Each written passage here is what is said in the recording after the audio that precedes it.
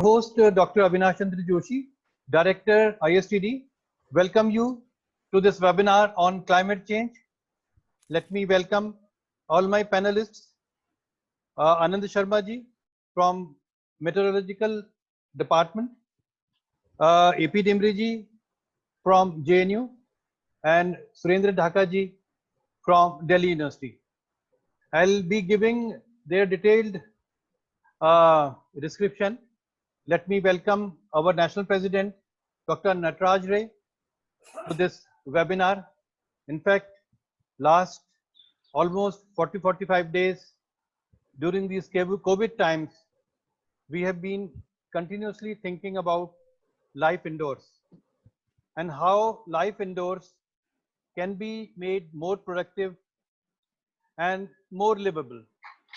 Webinars have come in a big way for us as a helping hand, and we are really exploring our own strengths in a much more meaningful and purposeful manner. Today, we all know that the first thing we do in the morning is to go out, open the window and the door and see how's the weather today. All our lives we have been doing this. आज मौसम कैसा है? बारिश तो नहीं आएगी, ओले तो नहीं पड़ेंगे, बर्फ तो नहीं पड़ेगी. So all those questions we have been carried out throughout our lives, and COVID times have really impacted a lot on the climate. We have seen that the water at Haridwar has now become drinkable, potable. So whatever government could not do after spending so much of money, 40 days of COVID has done all that. It has made a substantial impact on the climate all over the world. It is not only India, but all over the world. And we have been watching a lot of videos of the wildlife, of the waters, of the skies. Lot many videos we have been watching. Today, we have the experts with us. Today, the experts are there to really tell us what is actually happening with the environment and how the climate is changing and what are all the parameters of change. Let me introduce Mr. Anand Sharma. Mr. Anand Sharma is working as Deputy Director General of Meteorology and Head of Regional Meteorological Center, New Delhi. He is heading the North Indian region of the Meteorology Department of India. I know him for quite some time. In fact, earlier he was the Director of Meteorology of Uttarakhand, and one of his major contributions was during the Kedarnath tragedy. I still remember the day. I think it was 13th or 14th of June. Anand bhai, was it 13th or 14th? Major disaster happened on 15th night and 16th morning. Yeah. So I'm talking about 13th morning. 13th morning at 7 o'clock, I gave him a call. I said, Anand bhai, I have to go to Tehri. There is an urgent work. Immediately he said, no, bilkul nahi jana hai, to ghar se niklega nahi. You know, 3 days before that, he had the entire picture in his mind. And he said, nahi, jana hi nahi hai. And you know, we on 13th June 2013, we did not know anything about, nobody has thought what has happened in the subsequent few days. But he was very clear. He was very clear. And in fact, he is one of those persons who has made the credibility of Meteorological Department of India very, very high. Prior to that, the peasants or the other people were not, they were not used to believe the weather forecasting. He was the person who introduced almost 95 to 100% accuracy in weather forecasting. Even I remember a lot of peasants used to ask him, कि हमको दाने फसल कब बोतनी है? When do we sow our crop? So lot of such kind of interaction used to take place with him, and he used to share कि आज ऐसा हुआ, वैसा हुआ. So gradually we will be questioning him about how accurate the weather forecasting has become today, because a lot of changes have taken place in the whole system and the sciences. Similarly, Professor Dimri has major contribution in his scientific endeavor, he has two major books to his contribution. One is on Western disturbances, and the other is on Himalayan weather and climate and its manifestation.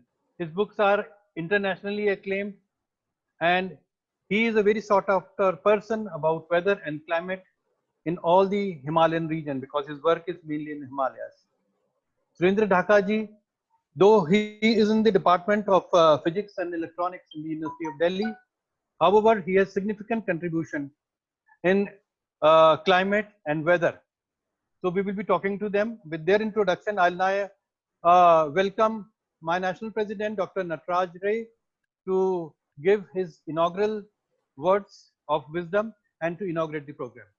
Dr. Nataraj Ray.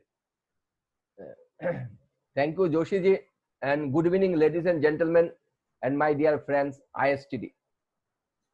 And also, ISTD National Office has organized 8 webinar sessions being conducted last almost 40 days. Today's topic is COVID-19 climate change. The COVID or Corona-19. I have a little bit allergy to discuss because so many discussion, so many decisions through Zoom, webinar, Facebook, etc. for this pandemic. Some of them told that it is an opportunity. Some of them told that it is a curse. Some of them told them it is a new normal.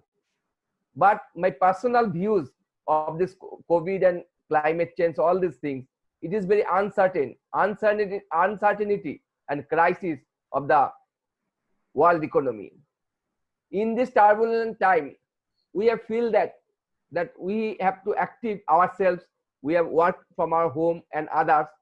So entire HR and management fraternity, we have decided to give some inputs of our management team on others. For this season, we have used this ISTD platform for the business leader, visionary leader, regulatory authority to share their experience during this difficult time or during this critical time. With this, we have already done a 7 distinguished speakers spoken in this webinar, ISTD webinar, which is generally every Saturday we have organized this thing. Today we have a very renowned and eloquent 3 speakers we have. One is Professor S.K. Dhaka, another is Sri Anand Sharma ji, and third is our Professor A.P. Dimri Sahab. Thank you very much. On behalf of ISTD National Office, we are welcome you, sir, for this program and for this session, the wonderful session, our members, and we will be learning a lot of lessons from you for the weather and climate changes. Today, I'll tell 1 or 2 lines regarding the climate changes, though I am not expert on this topic or on this subject, but I'll tell whatever I have know something. The sustainability of the human beings is in question now. How to human beings will be survive in this climate, because a lot of changes are day-to-day basis. Global warming, we are reading here and there, lot of journal, animals and other biological extincts in the position. As a citizen of Earth, we have a little bit obligations, certain rights, how to stay in the world, which demands some acts to preserve and protect the future humanity as well as Earth, other animals and biological life. This is our human beings as a responsibility to make the Earth a clean and others. Our largest global problem is that apart from nuclear, I can tell 1 or 3 points that increased potential of pandemics and other global health crises due to all pollution. I'm telling you, I'm working in an organization which called as a casting organization, iron casting organization. I know the pollution and others, how to measure the pollution, all these things.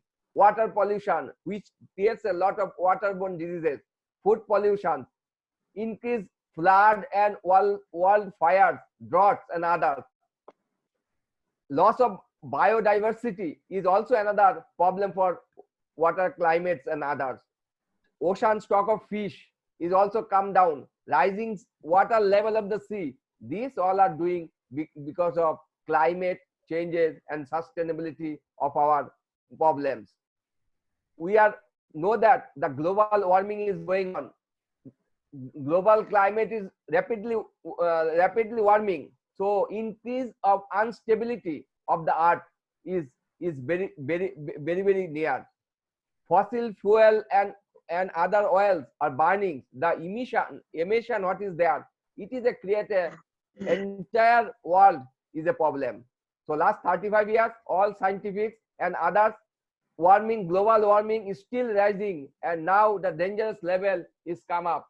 So global warming is also going and going, which cause of the human beings problem. So under this short introduction of the global warming, I am telling that today's we personally look forward. This session is a great learning session for all of us. We learn a lot from them, how to preserve the water, food, energy, and supplies, and stock, and how to preserve the earth for our well-being, human being. I heard that these three gentlemen, our guest people, who is wonderful people to doing their field. So we learn from that how to protect earth and global warming and others. As a ISTD, head of ISTD is welcome all of you, sir. As a head of the ISTD, two things I used to say. One is the membership is going on, is still extended up to 31st June, and diploma program is almost announced 1st August. So I would request the member who are not yet member to be a member and make it our diploma program is a grand success.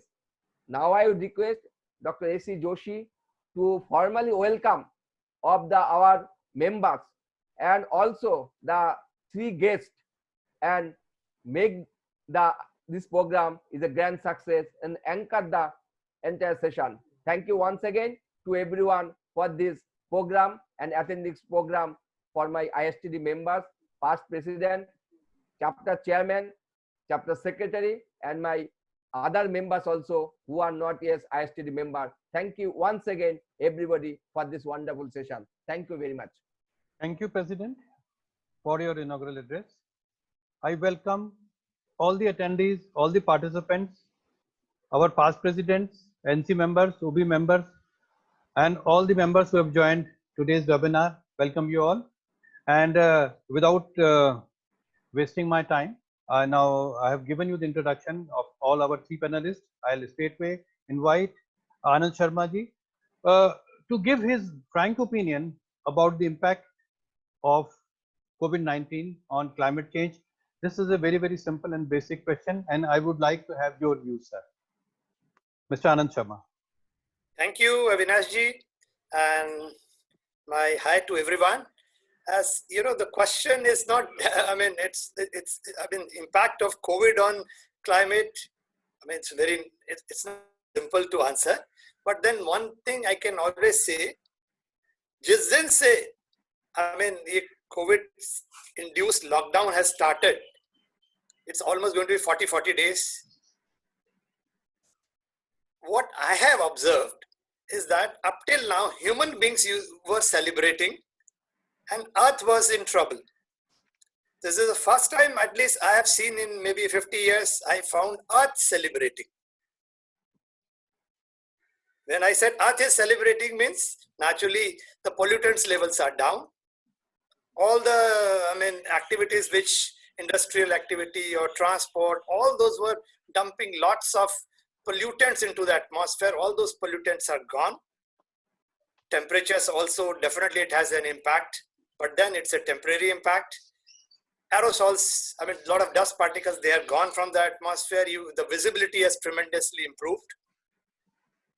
And Earth, if you see whether it is wildlife or your waters in the rivers, everything you see, it's looking fresh. The plants in Delhi, which I had never seen, on the roads, they used to be full of black soot. They are very, very, green and fresh. So what I feel here is that COVID, that this virus has proved pathogenic to the human beings, but it has proved as a vaccine to the earth. Earth is really celebrating, but as far as the impact has come, the two things have happened this time. One is that you must have seen this thing, April, even in Dehradun, you are in Dehradun, you must have felt, abhi bhi pankhe chalane ki shayad zarurat nahi pad rahi hogi. नहीं पड़ रही. It's so pleasant this time. So it is because of two reasons. One is that Western disturbance activity this time is more. In April, normally we get something like maybe 3 WDs or this thing. This time we got something like 7. Out of them, 4 were, active, and 3 were, I shouldn't say they were not active in the sense they come and go and just give cloudiness. So because of regular interval, we were getting these Western disturbances. So temperatures have come down. So this is one particular aspect. Second thing, what has happened, the kind of, the heat we were generating either through our ACs or through our vehicles or through our industrial activities, all that heat is also gone. So these two have combined to create a very, favorable kind of April weather all over northern India. Whether it's I was talking to people in the Lucknow, everyone has that thing. It's very, very pleasant this time. But then let me tell you, this is a temporary impact. Once the things resume, normal things resume, the things are going to change and come back to the normal once again. So I think if there is any question further to it, I can answer. Okay. Thank you, Anand. In fact, as you said, this is a temporary phase. And because the industrial activities, the vehicles are off the roads, because of that, this temporary phase has been created. But what are the lessons? I would like to ask Dr. Dimri that whatever has happened today, are we learning any lessons? Or maybe in the times to come, the lessons learned during the COVID times, how can these lessons be utilized in furtherance, the celebrations being made by the earth? Because the celebration of it should continue. Yeah, thank you, Dr. Joshi. My hello to all of you. I'll extend what my friend Dr. Anand Sarmaji has narrated. See, COVID may not have direct influence in the climate and weather per se. Primarily being the atmospheric or earth researcher, we are looking primarily the lockdown which has been forced by the agencies and how this lockdown is influencing the weather and climatic patterns. Please be reminded that this lockdown is not only in Delhi or India, it's a global lockdown, right? And when we are talking of this global lockdown across the world, hence there are various fluxes which get exchanged from atmosphere to ocean to land and so forth, various kingdoms. They will have different imperative implications. As rightly said, the temperature has gone down. Basically, we are receiving all these temperatures from sun, and that is the driving mechanism which is in the solar system is kind of earth and sun relations is happening. And when now in the summer, when earth is moving towards facing towards sun, we definitely could see that this May, this March, April, May has a very anomalously low temperatures that is observed across all the nations. So now there are 3-4 things happened. What the lesson learns when you specifically have asked. If you remember, we have a very strong smog few years back, and then we had an experiment odd and even when the vehicular pollution was closed. And if you go globally, 1953 we have a Great Britain fog, we have little ice age where the colder thing. So earth has its own variability. I'm not going much beyond in paleoclimatic sense where you have a little glacial maxima, all civilization got washed off. But there are these episodes keep happening in one way or other. Origin of these episodic events may not be similar. Like in this particular case, because of COVID, we have a lockdown, hence the temperature patterns have changed. And definitely in the Earth's memory, in the proxies, in for future researcher who are coming, it will be remain. Now the major question comes. I will not go to much detail of decreased pollutants. All of us know that because of the vehicular pollution. And of course, we have done some study with Professor Dhaka. Maybe he will touch upon that. One thing I want to say that it can be at the moment for criticism or like that, but how this global cooling, if I say so, because surface cooling is happening and we are not denying that, I hope. So if this cooling is impacting the, say, if I take an example, succeeding Indian summer monsoon, because what we have understood in our paper and books that monsoon has a thermal low will have a huge role in. So monsoon is one example. There can be multiple example if this heat engine or this earth atmospheric system behaves or changes relatively because of this lockdown, how this impacts will have on various kingdoms. Like rightly said, Dr. Ray has said that this has a huge implication on the oceanic system, phytoplankton, zooplankton, and then fisheries. And there are many other issues, even for crop agriculture, how they are going to be coming in time because of the COVID lockdown, leading to very different signature on the temperature and precipitation. So that's what is my beginning thought to share. And of course, when we saw that there is a decrease in PM 2.5, and we synthesized some work also in PM 2.5, there is a observation of mist also. Fog also has come down, and somewhere you have a dew drops on the grass. Maybe Dhakaji will highlight that. So there is different mechanism which will come in the place, and certain mechanism will go off. So we all are working in kind of energy budget system where we have to see how this lockdown period of roughly 45 days by now is going to impact. So these are my initial thoughts, Dr. Joshi. Thank you, Dr. Demri. Now I welcome Dr. Surendra Dhaka. And my question is that there are basically three types of pollutants: air, water, and soil. Mm. And whatever impact the COVID has on it, and whatever you have understood during this period, so how are this kind of pollution going to impact in the times to come? Yeah. Thank you, Dr. Joshi, and good evening to all, and especially faculty members from Delhi University and my students. I think, as Dr. Dimri already mentioned, that there are something which we have learned from this lockdown.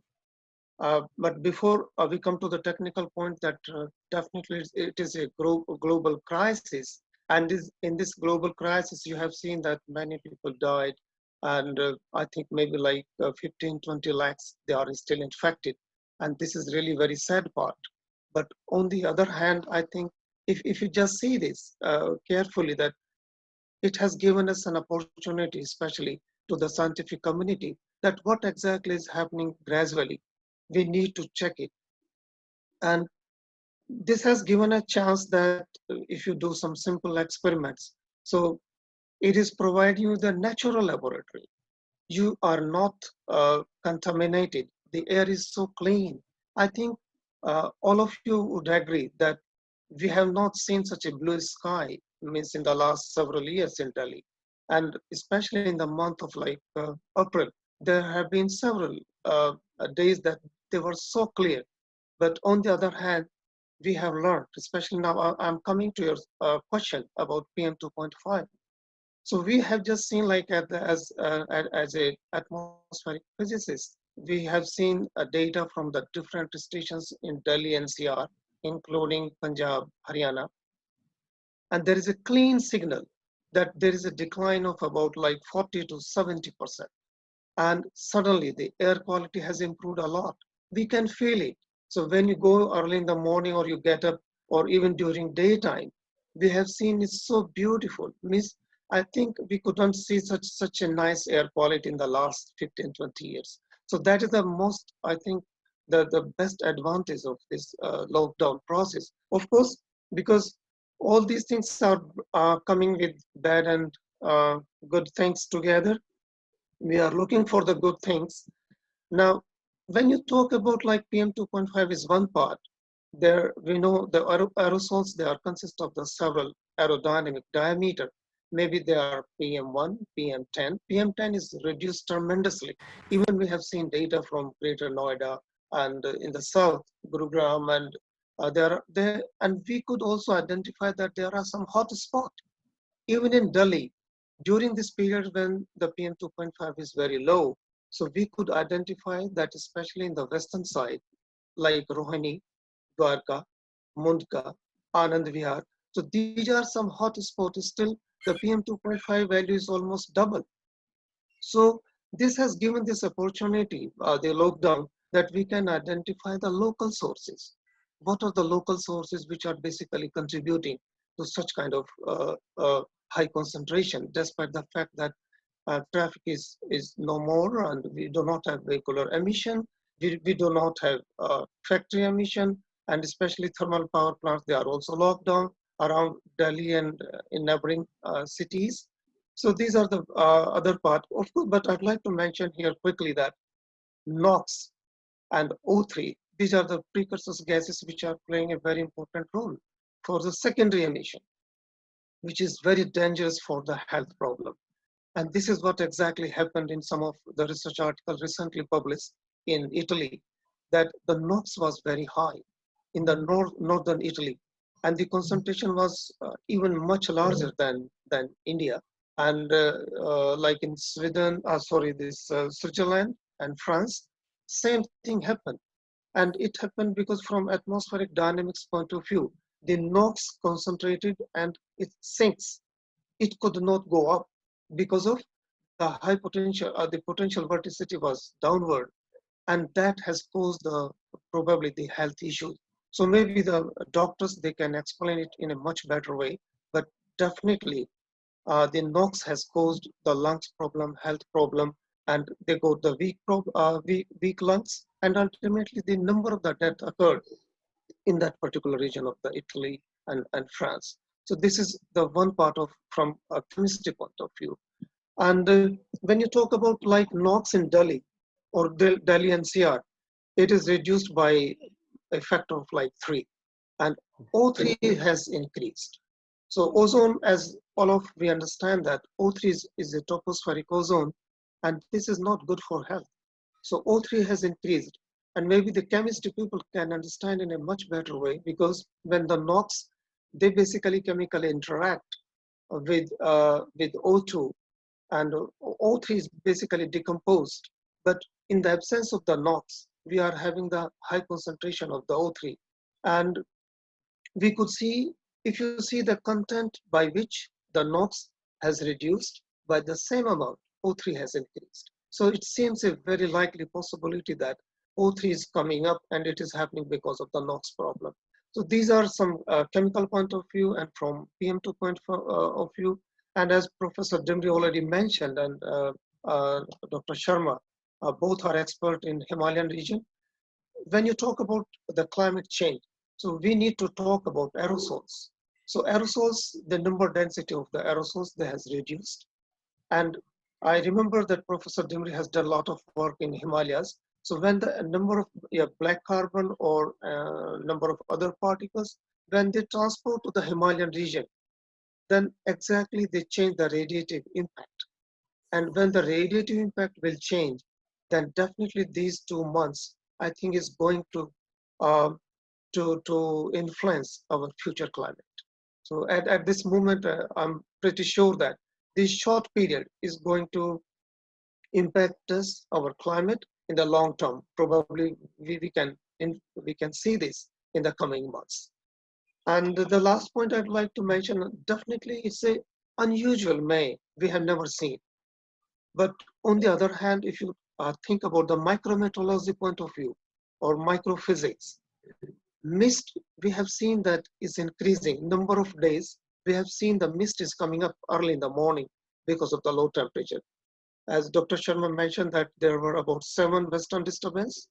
They appeared over Delhi, North India, and few of them, they were very active, and that probably brought the low temperature. But on the other hand, that has provided this opportunity that how this mist is coming up and what is the role of this mist in increasing the PM 2.5. We have seen on a number of days that PM 2.5 is increased. Of course, it contains the water vapors in addition to the actual particles of the PM 2.5. So these are some technically, I think, very, very important questions. And we need to work, our scientific community need to work to understand in a much better way in future. Thank you, Dr. Thank you, Dr. Dhaka, for giving a very, very clear picture about how the gaseous behavior and all that is changing in the environment and how environment is getting improved day by day during this COVID period. Now coming to Anand Sharma, the weatherman of Northern India. Sharma Sahab, I would like to ask you that in the past, the weather forecasting was not so realistic, and now gradually it has improved. So what has happened in the modeling, and what are the tools, or what has actually happened that the forecasting today has become much more realistic and the people have more faith in the meteorology department of India? Thank you very much. Yeah, see, definitely the weather accuracy, forecast accuracy has improved over the years. And the major reason behind it is, one is that your increase in observational network. And as you know, as your observation increases, your understanding also improves. And next comes your models. So models have improved. There are very good general circulation models. Mesoscale models are also available these days. And then another technological tools like radar and satellites. Especially the satellite. Satellite has contributed a lot because there are certain regions where data is not available. We get data through satellites. Then earlier we used to, for getting the upper level winds, we used to release balloons, which of course we are still doing it. But then these days it's possible to get the upper level winds as the clouds move. So that can be derived. Even, you know, ozone, even the other particles, that can also be derived through the satellite. So lots of observations. So observations has increased, surface observation and observation from the space. Satellites are high in the sky. Then radar. Now we have got a good network of radars for the country, and we are strengthening, and just now 6 months we are going to add another 6 more radars. Last month we have already installed a radar in Mukteshwar. Another we are installing Leh, Jammu very soon, and Shimla. So this we are going to have. So all this is adding to our observation, and all this observation is factored in the models. So as our observation is improving and our understanding is improving, we are also improving the models. So models, better models are available definitely nowadays. But let me tell you, these models are not perfect. So you are not going to get always 100% forecast because we are trying to imitate nature. What models do it? They imitate the nature. And we have not fully understood the nature. And the reason being, as you know, we have many spheres. We have lithosphere, we have hydrosphere, we have cryosphere, we have hydrosphere, we have biosphere. All these organic and inorganic components are intertwined, and they're interacting with each other in a very, very complex manner. So we need to understand all those things. Fully, we have not understood. Earlier, we used to say, you know, people used to say, if you have to forecast the weather, you need only atmospheric observation. Then we realized, no, it's not like that. So we found the atmosphere and oceans are interacting. That's how the atmosphere and your ocean interaction came to picture, El Nino and other impacts. Then slowly, I mean, as our understanding improved, forecasting improved, and these things were factored in the model. Then people realized, no, it's something else is also involved. What is that? Then there's a lithosphere, even your soil moisture, your vegetation, how evapotranspiration takes place, how it influences our climate and microclimate. So those factors were included, forecast further improved. Then we realized there is something else. Then we realized, oh, cryosphere, the huge mass of ice on Arctic, Antarctic and Himalayas, how it is responding, like Dhaka was saying, pollutants, black soot, when it falls on the, your snow, what it does is that it absorbs more of radiation and leads to melting. But if it is not there, then The freshly fallen snow has very high albedo. 95% of radiation is reflected back. So how does, your cryosphere is influencing, that was also factored in. So that's how we are improving. Then biosphere, how the different plants, animals, how they are influencing these things. So all those interactions we are trying to understand. Many things we have understood, many things are still not understood, and continuously better and better models are coming up, and we are improving our forecast. And on top of that, it is your experience also matters. Remember, models are, we call it numerical weather prediction, or we call it machine forecasts. What we do is, we have a model, which is basically a software. We put it in the supercomputer, and lots of data goes into it as initial condition, and then the forecast comes out for the next 5 days or 7 days or whatever. But this forecast is machine forecast. What we do next is that we add to it our human experience. So it becomes man-machine mix. So as the experience increases, so man-machine mix becomes better and better. So these are some of the reasons, better computing power, better observation power, better models, and experience. All these things have added in improving the weather forecast. And the best thing, as you also said, now people have earlier, they were, say, maybe 30 years back. I can give you one example. I was traveling to Pune in a train, and somebody asked me, "Aap kya karte hain?" I said, "I'm a weatherman." He started laughing. ऐसा वही लोग हैं जो झूठ बोलते हैं.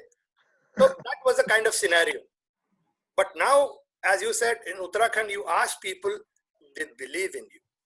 People factor in now. So that's what we have also started saying, this thing. Now the accuracy has improved. Please start factoring weather information in your day-to-day planning. And not only that, we are also now introduced the impact-based weather forecast. Earlier people were saying, "Aap to weather forecast de dete hain, but what impact is going to have?" Yes, that's again, I started in Uttarakhand when I was there. I started forecasting landslide prediction. I started forest fire prediction. So there are many things, flood. So all these things can be done. So nowadays, what we trying to do is that we tell, if I expect, say, 3 centimeter or 4 centimeter of rainfall in, say, 1 to 2 hours, so then I can always give in my focus, and I can also say, like, especially in the low-lying areas where drainage is poor, please be careful, because there could be accumulation of water. So it can lead to problems. Or suppose it's a farmer's field, already he has irrigated, suppose he has not factored in earlier the information, already it's irrigated and soil moisture is at the field capacity, and if you add an extra rain comes, so plants get affected. So what we tell them कि अगले कुछ दिन में या घंटों में इतनी बारिश आने वाली है, आप पानी की निकासी का प्रबंध कर लें. So if it factors this information into it, पानी बह जाएगा, एक्स्ट्रा हो जाएगा, उसका नुकसान नहीं होगा. So this is called impact-based weather forecast. So we have also started giving the impact-based weather forecast, which is proving very useful. And not only that, now power companies, they want to know कि अगले आधे घंटे में जी thunderstorm आने वाला है आपका, तो how they can, like अपनी पावर रिक्वायरमेंट को कम कैसे करना है, और कौन कौन सी जगह हैं जहाँ पे थंडरस्टॉर्म ज्यादा होगा तो खंबा उखड़ सकता है, तो immediately they should put the people there. यदि नुकसान हो जाता है तो इमीडिएटली रिस्टोर कैसे करना है. तो I mean, all this is adding, more and more people are asking us for this information because accuracy has improved. So I think I can add here. If there are questions, I'll take it. Thank you, Anandji. In fact, I will request all our attendees to ask their questions. There is a Q&A box in the bottom of your screen, and since our panelists are all esteemed, they will be able to answer all your queries. Please do not hesitate to put up your questions. We have this wonderful opportunity to know the intricacies of weather and all that. So please put forward your questions. Now I request Professor Dimri to throw light on one of his areas of specialization is science of climate change and climate dynamics. So how this is related to the present scenario, I will request him to throw some light on it. अब mute है, आपने mute कर रखा. Unmute yourself. Unmute. Dr. Dimri, unmute yourself. Yeah, Unmute. it happens when you work with a lot of complexities, uncertainties. So, Dr. Joshi, we have to understand that this situation which we are in right now, this situation is kind of a forgotten baseline. Clean air, clean water, clean vegetables. You see, if you look at the WHO standards, and particularly in Delhi, we three guys live in Delhi. You are lucky you are in Dehradun. So as per the WHO standards, you see, we never bothered about such air quality, water cleanliness, and all those things. So atmosphere or lockdown has provided a very good naturally controlled environmental experiment for us. We kind of researched it, that if this is the Yeah. case, earth remains like this, what will be the large scale forcing which uh, can happen for long term when you are talking of the climate, when you are talking oceanic, because oceanic system has a bit larger memory. It responds slowly than atmosphere. Atmosphere responds faster. And if you go to the cryosphere and glacier system, it responds much slower, right? So all these spheres are coupled with each other, and representation of these couple from the climatic change point of view will have definitely certain impact. But if somebody asks me that if COVID-19 has an impact of climate change, I probably would say it's not the case. But definitely the lockdown, by virtue of COVID-19, yes, this lockdown will have a very long-term implications, not only in atmospheric circulation point of view, and probably you will have more in the oceanic circulation, you will have more in the cryospheric circulation, and all these budgets, hydrological budget will be impacted. Few examples immediately which we have seen, that there is a raining everywhere in these months. I think at least in the foothills of Himalayas, there is a good amount of rain happened, and Dehradun, Delhi, even I am getting reports from other places also. As far as looking from disaster angle point of view, or since you have raised an issue of the good forecast and bad forecast, let me tell you the worst ever scenario of percentage mortality associated is now from the floods, followed by heat waves. Tropical cyclones, very well forecasted by India Meteorological Department and very well controlled.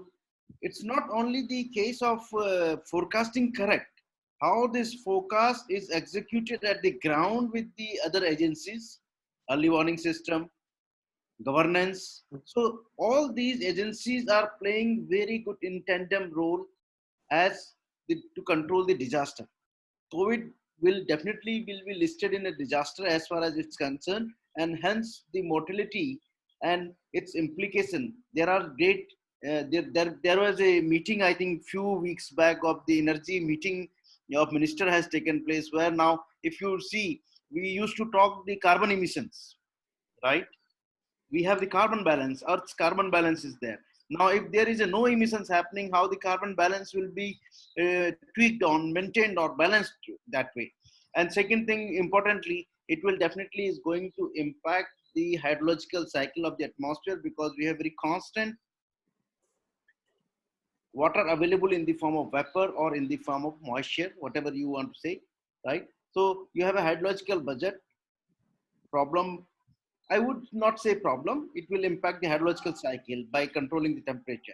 And second thing, if you imagine then in atmospheric column, if you don't have atmospheric load in terms of PM 2.5 or whatever you want to say, it means that when your atmosphere is more cleaner, so the incoming solar radiation, which is controlling the basic energy system, diabatic heating, and the earth radiates back in the free atmosphere. So you were having an issue of the radiative forcing also.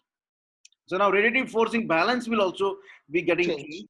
And by virtue of if radiative balance is getting changes, hence various energy, associated energy, moisture static energy, and others, I am not going in those technical details. But rightly, I will say, like Anand Sharma ji has told, and I also have experience because I work on Western disturbance. It means that your tropical warming comparatively is anomalously low. Am I right, Anand ji? You may say that. Yeah. So tropical warming comparatively will be lowing. It means that their incoming and outgoing balance of energy is taking in the place, and hence you have definite impacts on the large scale circulation, Not only on the Earth's point of Delhi's point of view or India's point of view, you have large scale circulation as well as you have a local scale circulation. So now we will have impact in the large scale, that is western disturbance, subtropical westerly jet. We have maybe a regional phenomena like Indian summer monsoon, and maybe we have an extreme events which are happening. It will be limitedly associated with the associated disasters, like it can be extreme weather events leading to rainfall, heat wave, cold wave, and even lightning also. When you have a fresh air, how the lightning in the certain region. So, but this will be heterogeneously distributed. It will not happen that whole continent will have a homogeneous heat wave. No, certain areas will have certain kind of disaster, certain area will have certain kind of disasters. So that impact will be there because of this, probably the atmospheric budget, which has been tweaked by virtue of the reduced pollutant or whatever you want to say, right? But one thing I want to say that the diurnal fluctuations which we have seen by in the absence of PM 2.5 remains similar, right? Though it has a reduced strength, it has a reduced weightage, but the exactly even nowadays your early morning pollutant peak is around 8 o'clock only, which generally in common way we used to tell that early morning peak is linked to the office goers and evening peak is home coming back, right? That was the general impression. But in naturally controlled environment, when we saw the observation, we found that even now we have similar kind of variation, diurnal variation is seen in the pollutants. It means that it is not only the control by the vehicular pollution, emission pollution, it means that atmospheric processes in itself will have the similar kind of dimension, though it will be at the reduced level. So there are very, very good findings people have seen, but we have to stay away with correlating corona mortality with climate change. I don't think so. It's not the case. It doesn't happen that way in my understanding. So, but yes, climate impingements will be there by virtue of these missing link, and how good and how bad we can forecast this yet to see in the coming time. So these are my some of more comments in addition to what I said that. Thank you. Okay, thank you, Professor Dimri. Professor Dhaka, I would like to ask you that what we are observing these days is the unpredictable nature of weather. The winters are going warmer and the summers are getting cooler. This kind of month of May we have never witnessed, almost raining alternate day and very, very cool effect. So what according to you is happening in the weather, and what are the forces behind all those changes? Thank you, Dr. Joshi. I think as Professor Dimri and Dr. Sharma already mentioned, some of the events they mentioned, like especially in the Himalayan region, we are having some extreme events. And these extreme events is like sudden rainfall. And the sudden rainfall is happening and a lot of water is falling, and then you are having the flood. And of course, it is totally heterogeneous. Like we never thought that there will be flood in Rajasthan, but there are a number of cases that we are getting the flood at several places during this period. Uh, and this is all happening everywhere in India.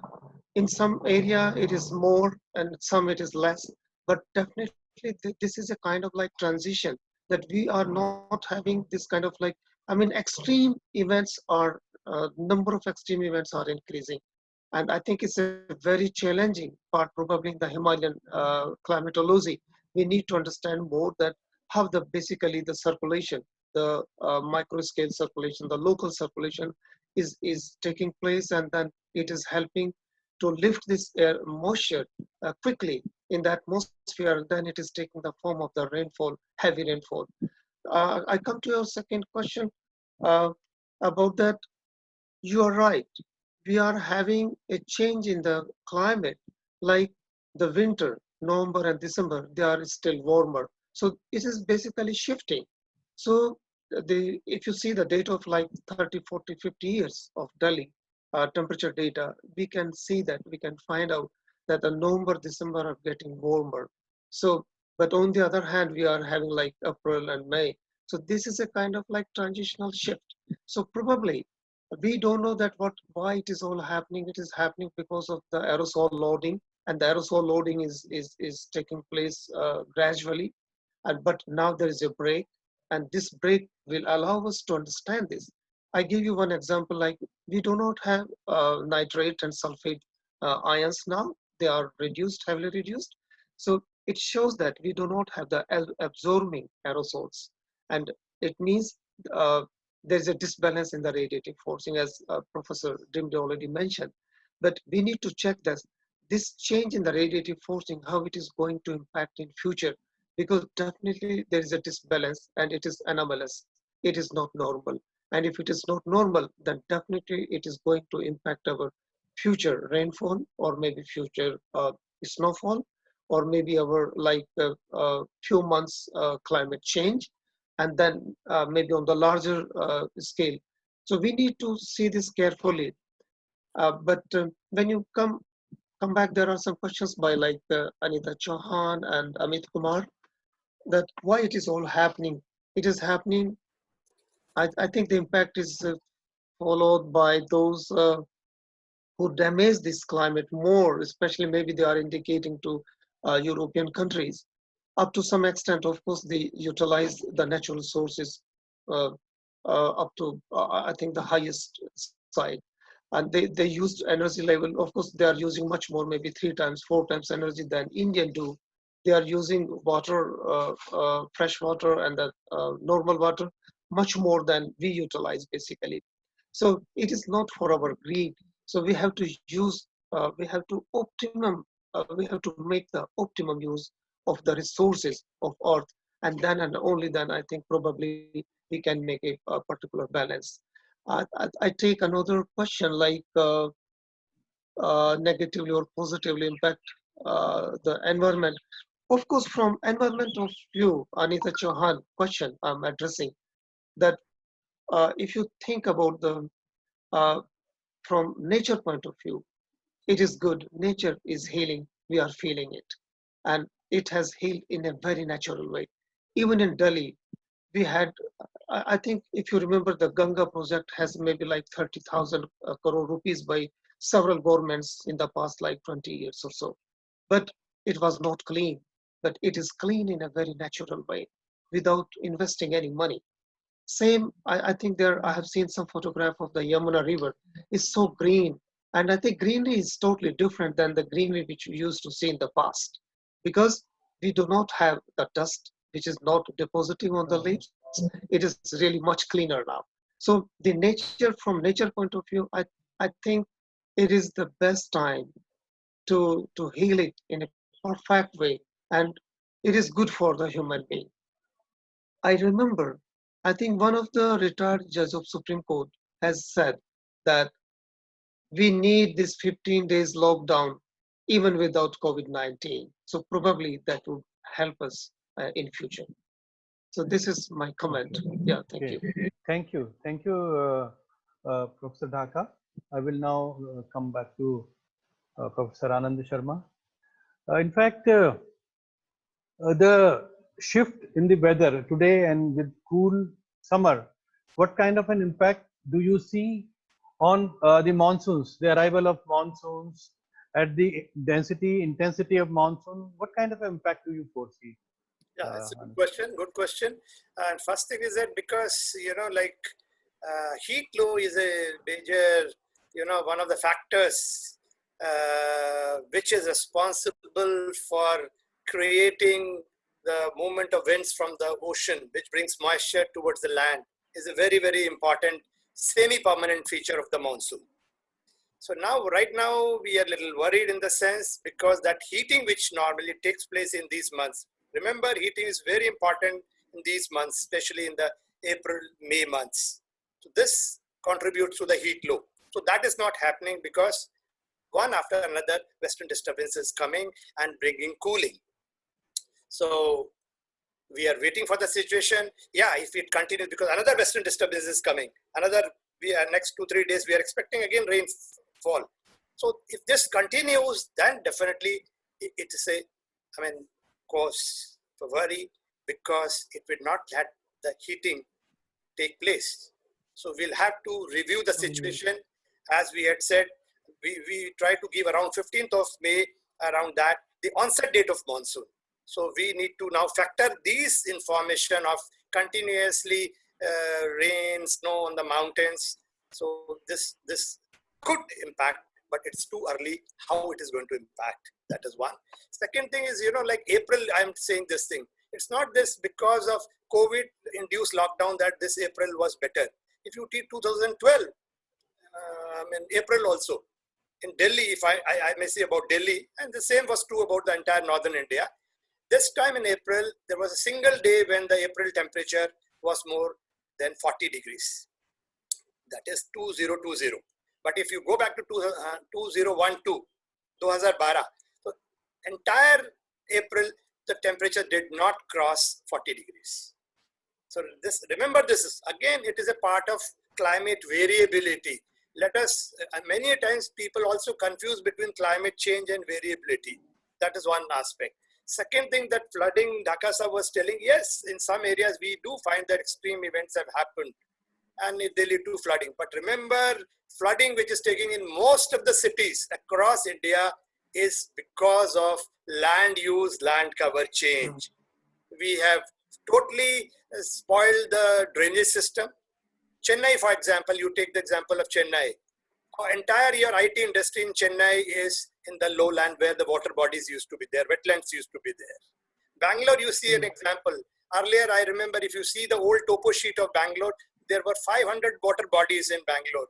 Right now, you see, even 50 do not exist. Where have they gone? Mafia has taken over. They have filled out the wetlands and big buildings have come up. So entire drainage system has gone to 6. Delhi, if you take, Delhi used to have 500 water bodies.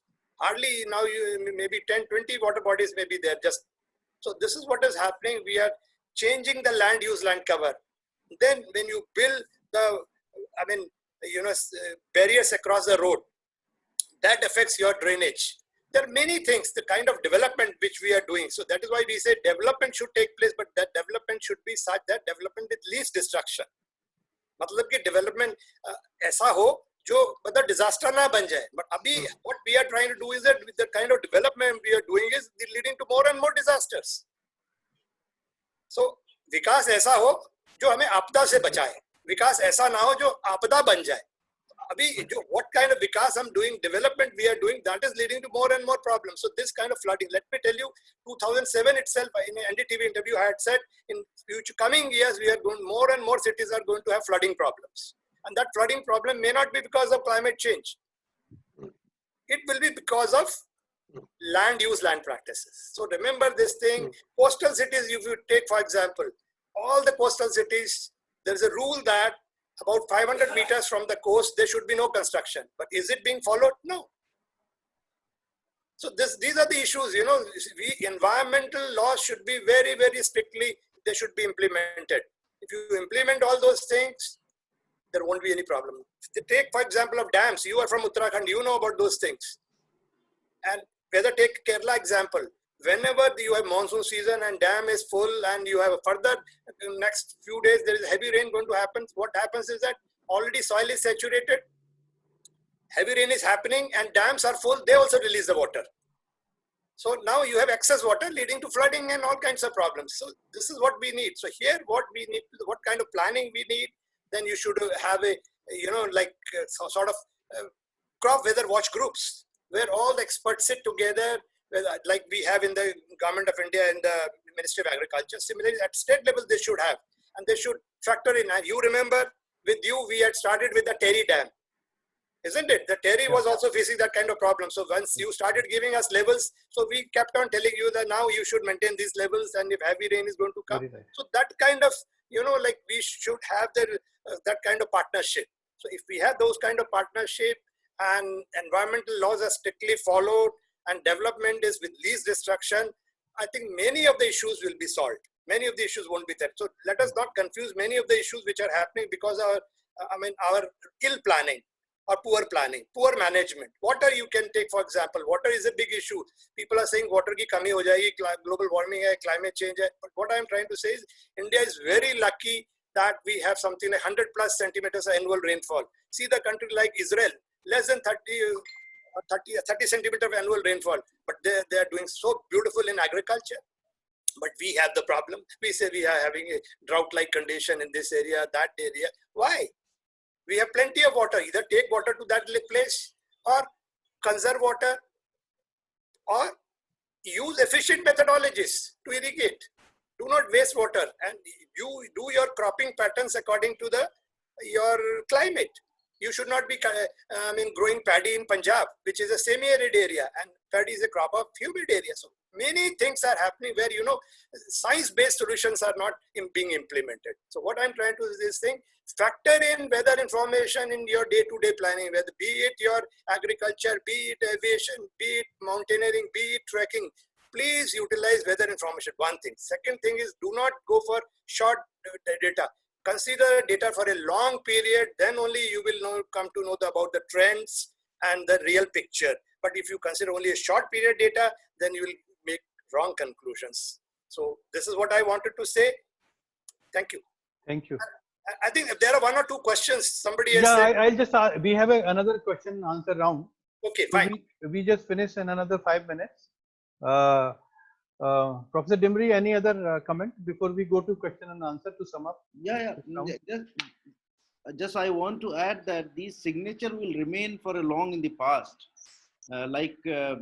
People have seen the tree ring proxies, speleotherm proxies, and paleontology proxies, and they said that what happened in so and so year in 1,000 years back, and they say that, and not only that, they are talking of the availability of moisture or temperature by using dating method, isotope method, but simultaneously they are linking with the oceanic oscillations. There are many studies on Himalaya, I know, even Hindu Kush Himalaya, which deciphers what happened in the respective ocean oscillations. And because of that, how these weather are behaving, ultimately, if wind has to blow, there has to be certain kind of energy for this wind to flow from Indian Ocean towards northward, primarily for Indian summer monsoon propagation. If there is no wind propagation northward, most probably there will be no Indian summer monsoon. And if you go back in the history of monsoon, when 50 million years back, when these two plates collided, right, and Himalayan orogeny has come. And 15 million years back, monsoon started coming. Otherwise, there was no monsoon because all the winds were going northward. It was a flat land. So monsoon has come. So my point is that in the natural cycle of Earth in itself also, a lot of variability is available. And we have to understand that. And on top of this bearing, how these episodic bearing are affecting this variability, we must have to understand. Some of the questions are very hypothetically, people want to ask that if COVID is there, so your lifestyle will change, or if this happens. See, I tell you, many things can be correlated positively, but it doesn't mean that one is the cause of other or reason of the other, right? We have to live like we are doing webinar now. This is new normal for us now. We are talking through webinar. So things will change. Lifestyle will change. We don't use fan. You said that here also Delhi is still colder. But how these implications, as a researcher, we should keep analyzing that what this data speaks in a hidden manner and what can be utilized for, like Anand Sarmaji has told, model. From where these model will get information? Until and unless we don't do these research, these inputs cannot go into the model equations.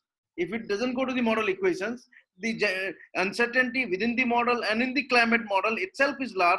It will grow and grow and grow, and then our forecast is definitely going to be worse and worse. So these are few issues that these analysis in the present context is become important for my kind of researcher who otherwise in model we used to block the boundaries, we used to stop the boundaries, and we make certain hypothetical synthetic boundaries to have certain experiment.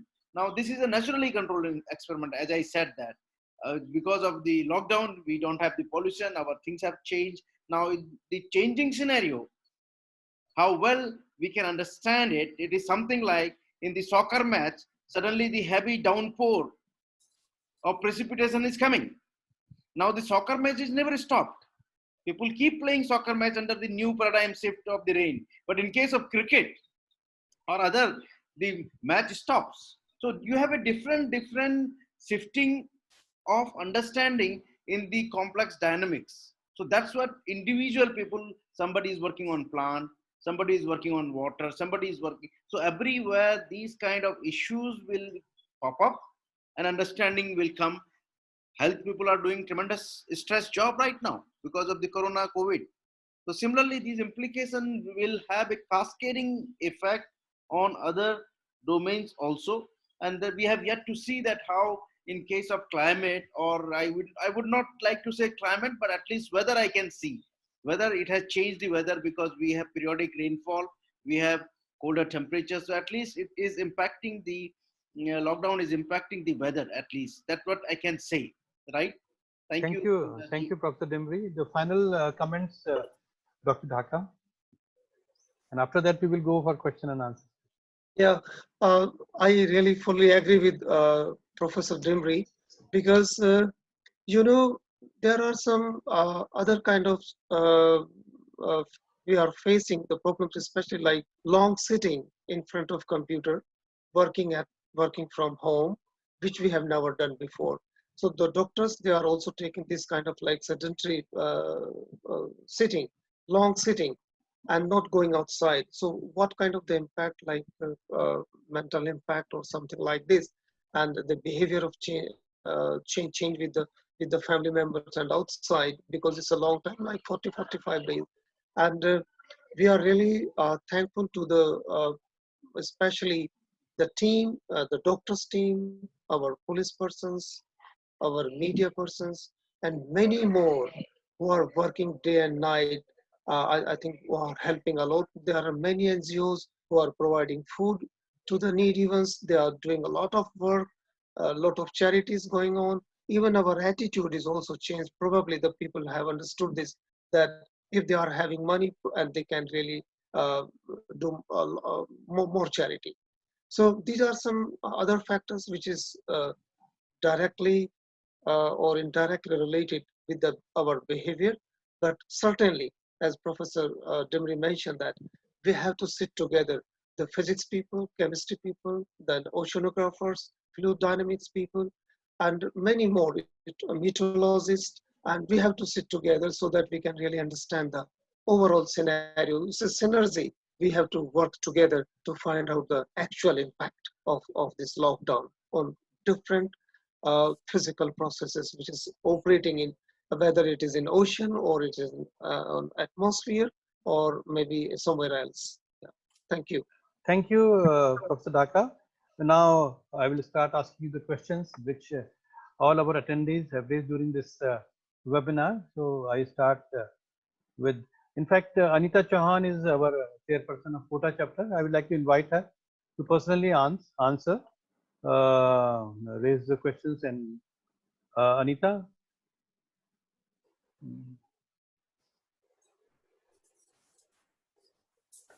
Gurvinder.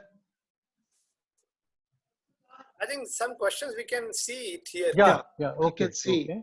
Meanwhile, one of the questions. If you can see also, you can start. Yeah, I can start. Yeah. Mr. Yudhvir Singh is asking, I think Modi ji will be happy saving many thousand crores of rupees to be invested cleaning Ganga. Yeah. So any one of you?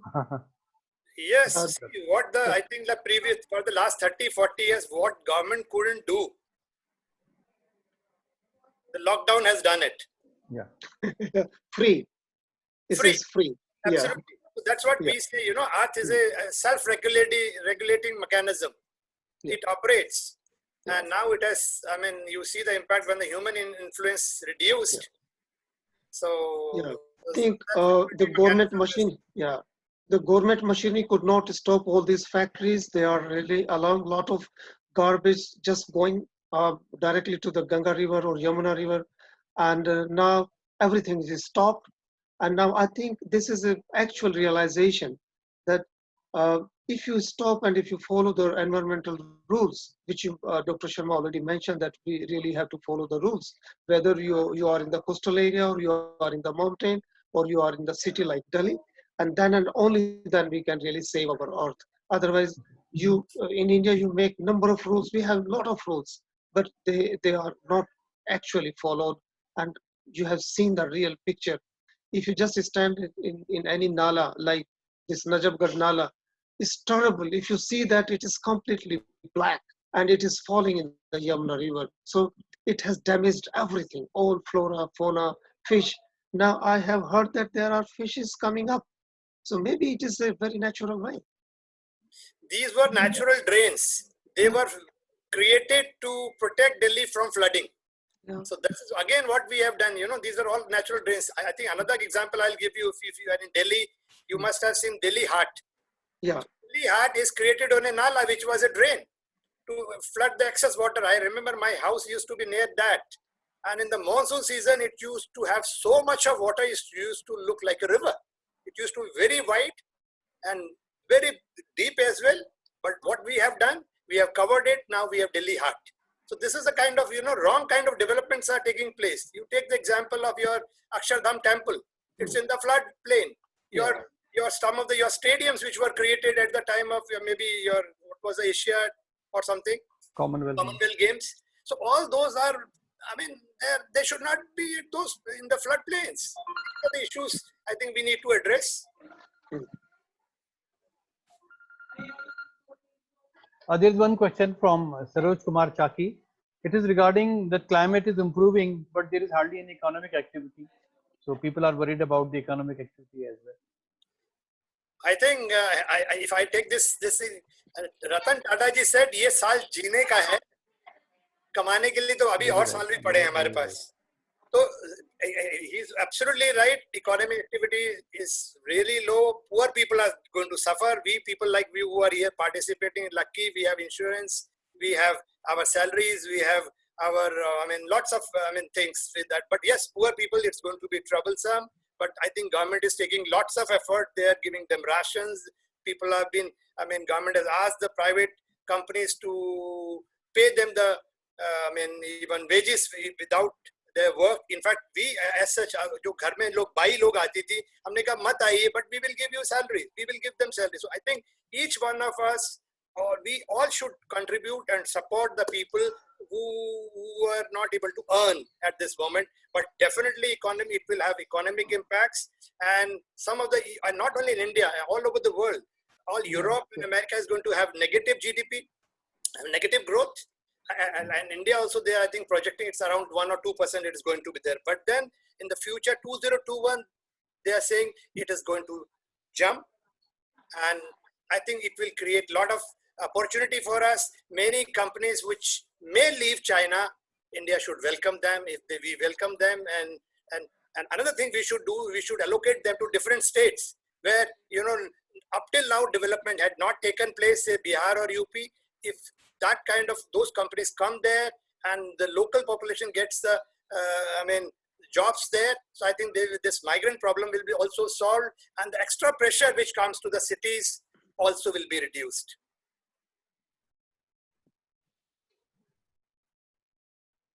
I think there is one more question by Som Shankar Mitra. In the post-COVID era, what are the steps will be taken by the government to control pollution to maintain good climate? I feel that maybe the ministry, health ministry and Ministry of Earth Sciences, this is a time to work together. And now we could understood, because we don't know whether it is because of the COVID-19, but the number I have heard, number of the patients visiting hospitals has reduced tremendously. And especially those who are having some asthmatic problem and all. Maybe it's a very direct link where air quality is really good and we do not have now trouble. So probably because of this air quality, some patients which were basically related with this, they are no longer having that kind of the problem. Of course, the another part may be partly because people are afraid to visit hospitals. We really don't know, but certainly there is less amount. Yeah. And I think add here, you know, somebody has also asked about the lockdown. So I had said in one of my YouTube video also, this is the, I mean, forced lockdown because of Corona. But I think every year, every month, we should have fixed days of the lockdown. I think this is what is required now because human beings, you know, हम लोग जो है ना जानते हैं पर मानते नहीं हैं. So this is our problem. We all know the problems of pollution, everything, but हम लोग मानते नहीं हैं. So mindset has to be changed.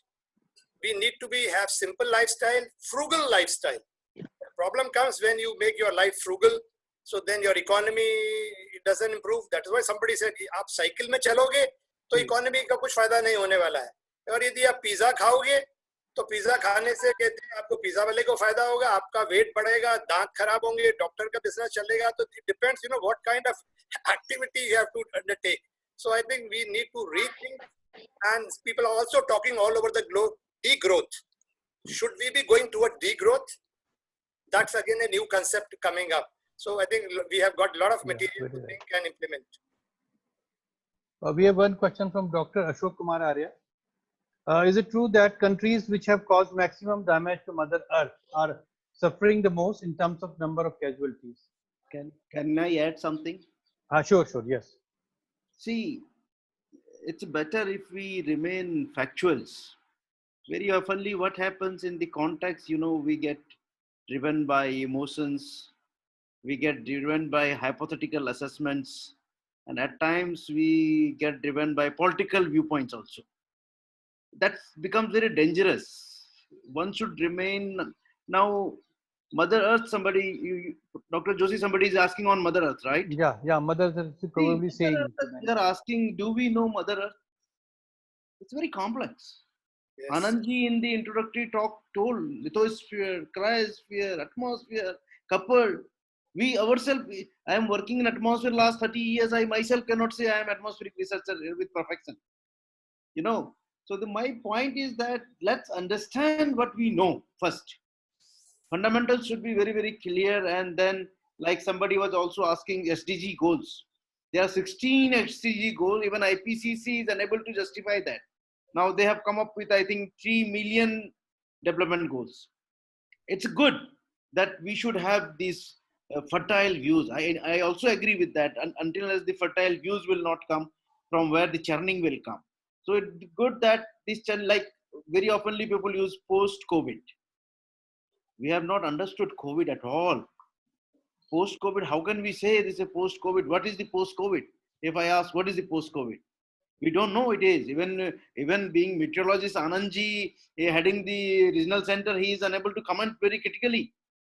What will happen to meteorology? Even I am working on that. I am not very critically able to fully with confidence. The point is that we have to take it as an event, accidental event, most primarily. And based on this accidental event, then we have to see the narratives, how good and how bad it is for nature and individual also, because nature is impacting individual also. If you have a bad water, you use filters. And if you see how in the flow of time from tap water to bottled water, all of us moved, but we never realize that when did we move from tap water to bottled water. You know, so these are all economic jargons also are involved. My only submission is that to see in this context that how much it's already been told by my previous speaker Anandji, that how much individual can contribute. No one of you will be planting any of the tree on Mother Earth on Environmental Day, Earth Day, or Forest Day. I'm damn sure. But I do it. Every year, 23rd, I plant one tree in my home. So the point is that, rightly said, and particularly another issue when I very oftenly discuss with the researchers, Delhi is not India. You know, very oftenly we frame our mind that Delhi is India. Delhi is not in India.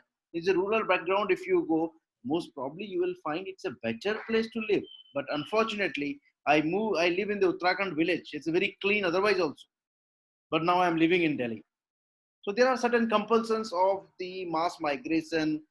There is a dynamics. There's a processes available.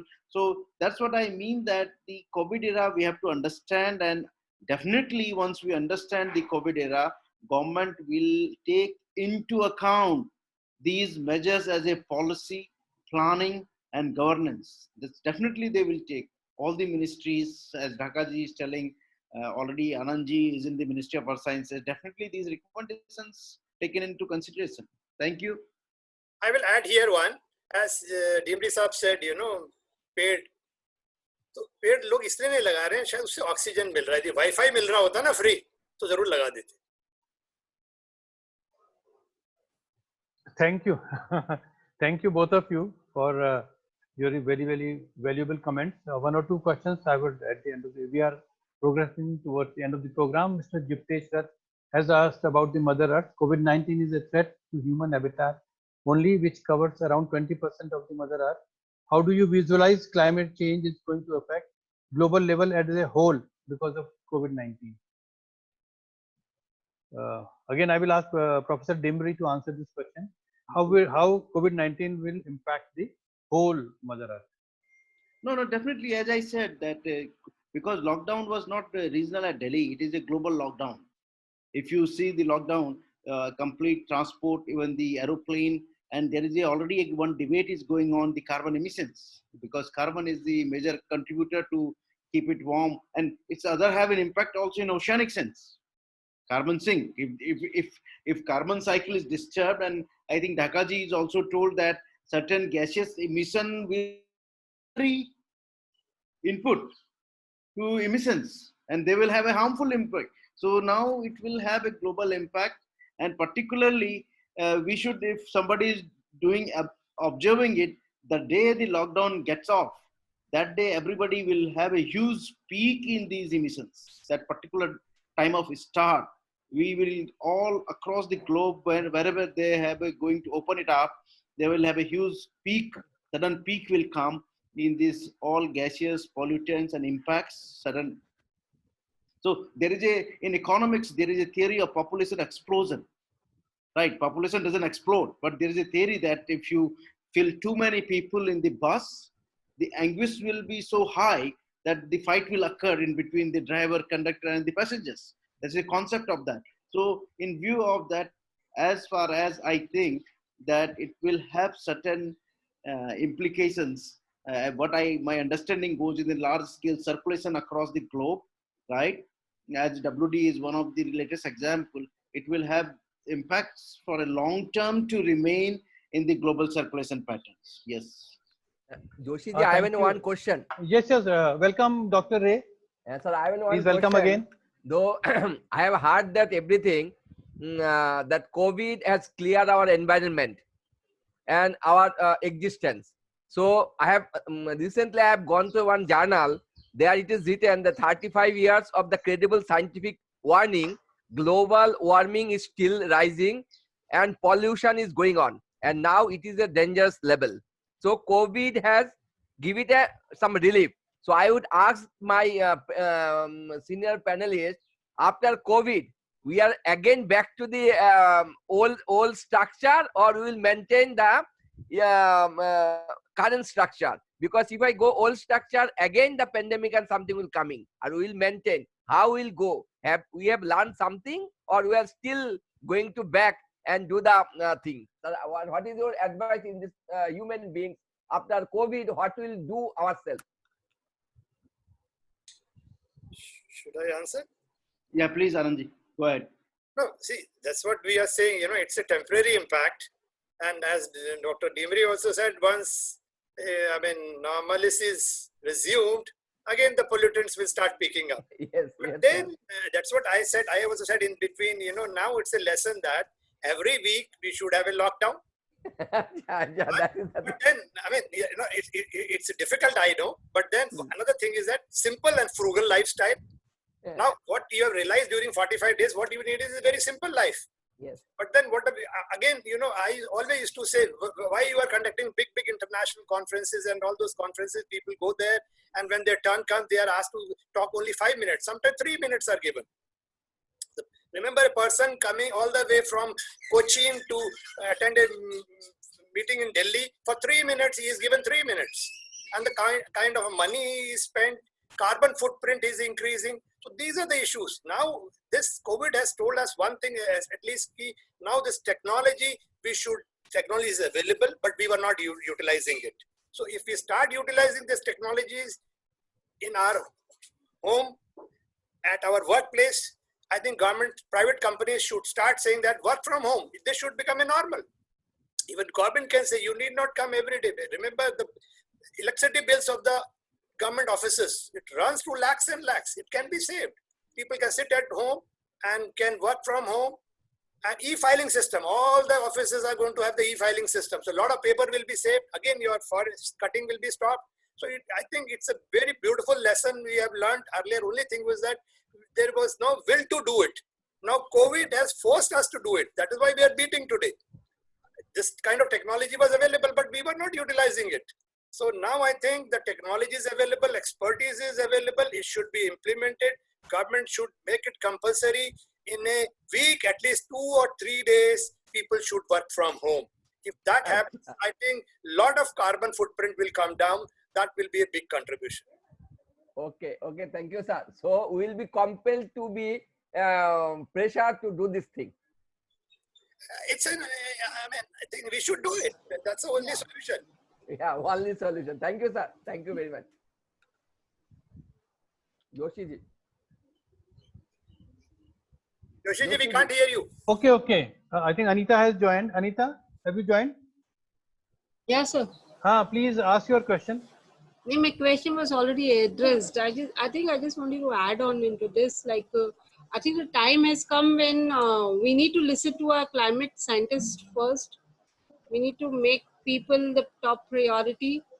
And I think it's a time to make a cultural shift. The way we have already started through webinars, people avoiding public transports and so many things. That's all. Yeah, thank you, Anita. So another person, 1 or 2 questions are left. As I asked. I think there was one question regarding somebody was saying, can we predict earthquake? I saw that question also there. Yeah. Yeah, but then actually, see, earlier India Meteorological Department also had a National Seismological Center and we used to monitor, but now it has been separated, but still it is a part of our Ministry of Earth Sciences. But let me tell, we have not understood the Earth like atmosphere. Atmosphere, at least we can measure the temperature, what is happening in the atmosphere, but what is deep down in the Earth, what is happening, we do not have any information. So right now, we do not have any technique or methodology to predict in advance the location, that is the epicenter, magnitude, and the time. These are 3 important things. So nobody in the world has right now the knowledge and technology to predict. But of course, there are some companies claiming that they have now kinds of some instrumentation where depending on the PS and S waves, they get some time, maybe a few seconds. So if that much is available, that you can take sort of measures to stop your metro cars or your nuclear stations, so it may help. But as on today, there is no method in the world to predict earthquakes.